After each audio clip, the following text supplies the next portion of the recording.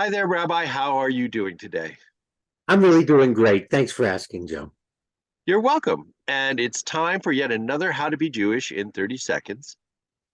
Circumcision. Do we want to talk about this or do we want to cut it short? You seem to be on a roll, so why not keep going? So, your position is that Judaism does not really require circumcision anymore, or is it ever? Absolutely. The Reform movement, in one of the early decisions, early platforms, looked at circumcision. So, what I'm going to be telling us is not my idea, it's not new. It comes out of Reform Judaism with a lot of research and a lot of documentation. The Reform movement recognized that circumcision was two processes, twofold, two things were happening. One was a medical procedure, a circumcision. The other is a naming covenant ceremony to bring the child into the covenant of Israel and to give the child a Hebrew name that will be used throughout Jewish rituals. Two separate things happening, not one and the same.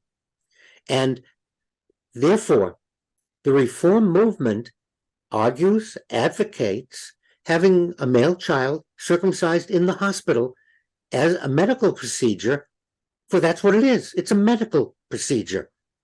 And what is important then is to have a naming covenant ceremony sometime during the first year.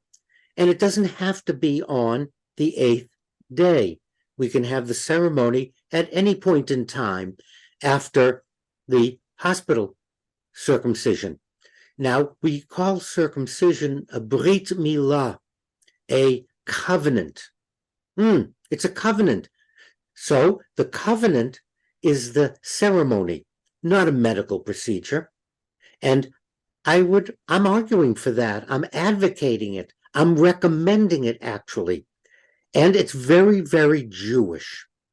There's no reason to have a circumciser, a moil, come into your home on the eighth day and say this is more Jewish than having a medical procedure done in the hospital where it belongs. And then we'll have the covenant ceremony. We do the same thing for a girl without the circumcision.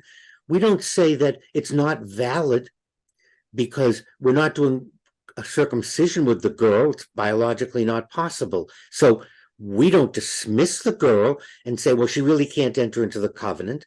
And then the Reform movement looked at the passages in Scripture and realized that for a particular time and place, they made sense. Like so many other injunctions in the Torah, they weren't to be taken literally for all time. They belonged at a certain time and place.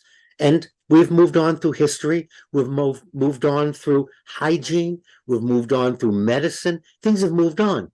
So what was appropriate 1,000 years ago is not appropriate now. Well, not to cut you short, Rabbi, but thank you as always for your wisdom and observations. And I look forward to the next time we get to talk about stuff. And I want people to keep listening to How to Be a Jew in 30 Seconds.